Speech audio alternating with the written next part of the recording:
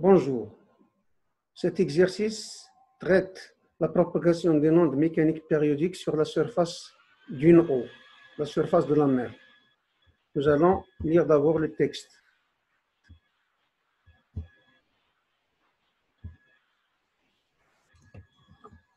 On considère les ondes qui se propagent le long de la surface de la mer périodique et sinusoïdale de période t égale 7 secondes.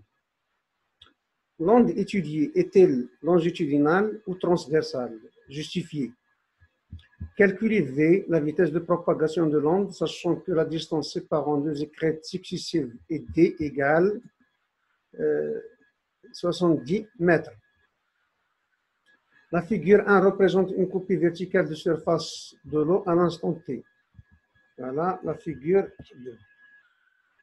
On néglige le phénomène de dispersion et on considère S la source de l'onde et M son franc séparé de S d'une distance SM. Et M le franc, c'est-à-dire le point atteint par l'onde à un instant T. À l'instant T considéré. Écrire en se basant sur la figure 1, l'expression de temps, le retard du temps du point M par rapport au mouvement de S. En fonction de la longueur d'onde lambda, calculer taux. 3.2. Déterminez en justifiant votre réponse le sens du mouvement du point M à l'instant où l'onde l'atteint. Les ondes arrivent à une ouverture de largeur A égale 60 mètres, située entre deux quais d'un port. Figure 2. Recopier la figure 2 et présenter dessus les ondes après leur passage à travers l'ouverture et nommer le phénomène observé. La solution.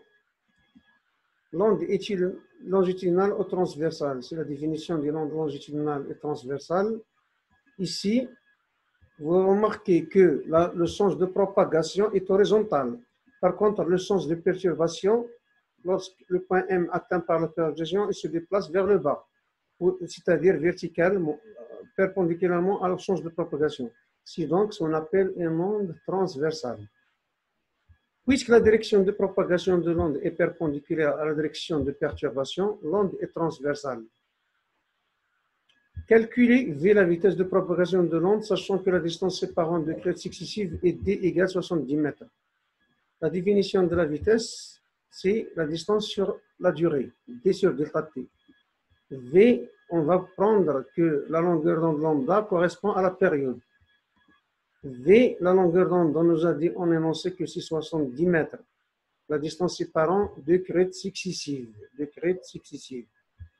Donc, puisque la période c'est 7 secondes, ça nous donne V égale 10 mètres par seconde.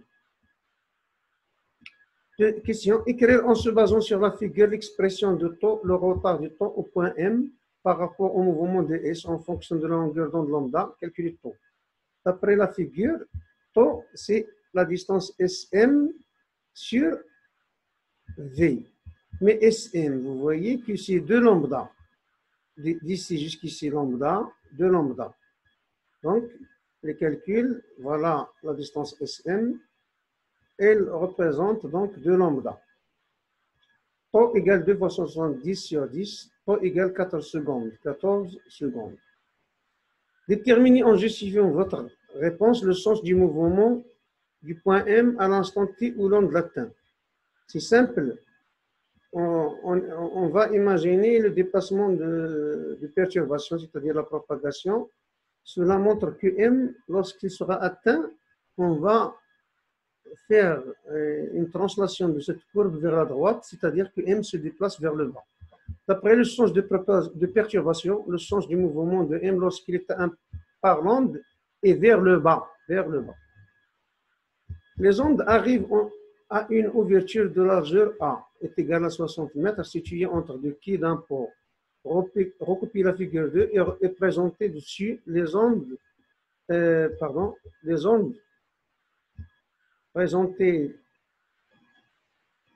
arrivent à une ouverture de longueur A égale 60 mètres, située entre deux quais d'un port. Figure 2.